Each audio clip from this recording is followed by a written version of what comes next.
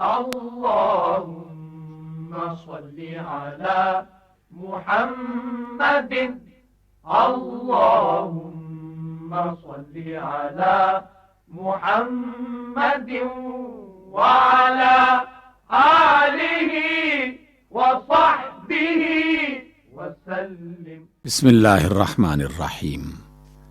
آج کے اس پروگرام کے حوالے سے ہمیں خط لکھا ہے جناب احمد خلیق صاحب نے ملتان سے۔ آپ یہ فرما رہے ہیں کہ دیکھنے میں آیا ہے کہ رمضان ختم ہوتے ہی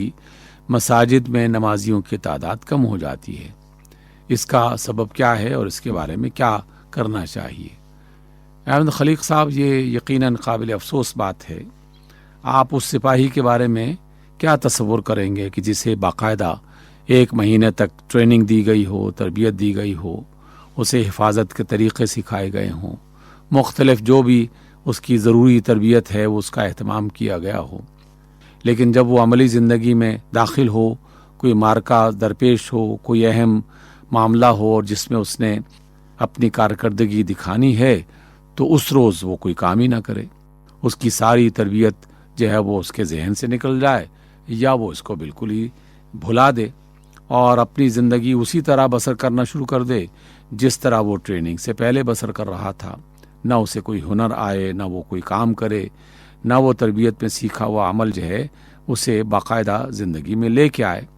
تو جس طرح وہ شخص قابل مذمت ہوگا، سب لوگ اس کی تعریف کرنے کے بجائے اس پر افسوس کریں گے، اسے برا بھلا کہیں گے، اس کے بارے میں تبصرہ کریں گے کہ کیسا عجیب آدمی ہے کہ 1 مہینے تک ٹریننگ حاصل کی اور جب کام کا وقت تھا تو اس نے پھر اس کو نظر انداز کر دیا۔ تو ہم نے رمضان کے ان ایام کو یوں نہیں گزار دیا کہ محض بھوکے رہے، پیاسے رہے یا تھوڑی بہت عبادت کر لی اور اس کے بعد جیسے ہی رمضان ختم ہوا تو یہ ساری پابندیاں ختم ہو گئیں۔ ایسا نہیں ہے۔ اللہ تعالیٰ کی طرف سے جو فرض عبادتیں ہیں وہ فرض عبادتیں ساری زندگی اور زندگی کے ہر لمحے، ہر دن، ہر رات جو کام جس وقت کرنے کا حکم دیا گیا ہے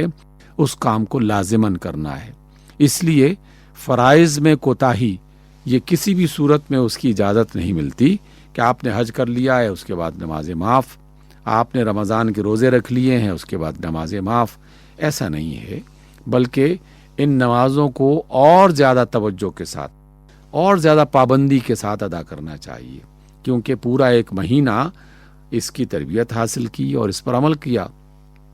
تو اب عمل کے بعد یہ جو انسان کو طریقہ آ گیا، ٹریننگ حاصل کر لی، اس کی عادت اپنا لی اس نے، تو اب اس عادت کو وہ جاری رکھے۔ اللہ کی عبادت مرتے دم تک کرنی ہے۔ اس لیے جن لوگوں نے بھی روزے رکھے اللہ تعالیٰ انہیں اجر عظیم سے نوازے گا، جن لوگوں نے بھی رمضان کے مہینے میں قیام اللیل کی عبادت کی یعنی رات کو نوافل ادا کیے، اللہ تعالیٰ انہیں بھی اجر عظیم سے نوازے گا، جنہوں نے قرآن مجید سیکھا، سکھایا، پڑھا، تلاوت کی، ذکر اذکار کی، مجلسوں میں شریک ہوا، خود انفرادی اعتبار سے ذکر اذکار کیے،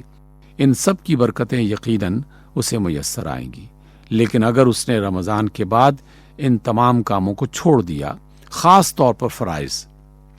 تو یقیناً وہ بہت بڑا نقصان کر رہا ہے،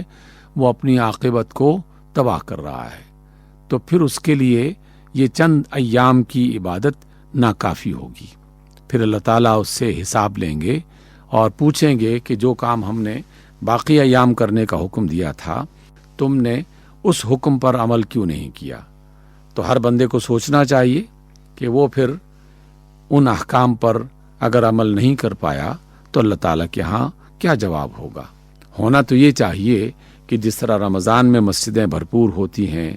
لوگ نمازوں کی پابندی کرتے ہیں، پاکی صفائی کا اہتمام کرتے ہیں، لوگوں کو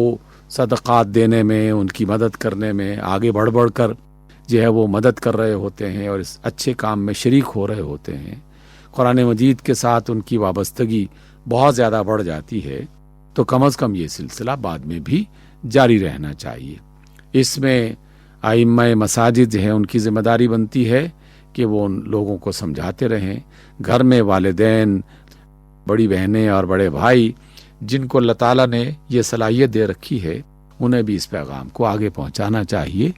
اللہ کا فرمان ہے قو انفسکم واہلیکم نارا، اے لوگوں اپنے آپ کو بھی آگ سے بچاؤ اور اپنے گھر والوں کو بھی آگ سے بچاؤ۔ تو آگ سے صرف رمضان میں نہیں اپنے آپ کو بچانا بلکہ رمضان کے بعد بھی آگ سے بچانا ہے۔ یقیناً وہ نادان آدمی ہوگا کہ جس نے رمضان میں تھوڑا بہت اہتمام کیا اور اس کے بعد وہ ہر چیز کو بھلا بیٹھا۔ تو جنہیں پتہ ہے وہ انہیں یاد دلاتے رہیں، اور جو غفلت کا شکار ہیں انہیں اپنے آپ کو دوبارہ سے سمجھانا چاہیے اور اپنے آپ کو تیار کرنا چاہیے، تبھی ہمیں رمضان کے روزوں کا صحیح فائدہ حاصل ہوگا۔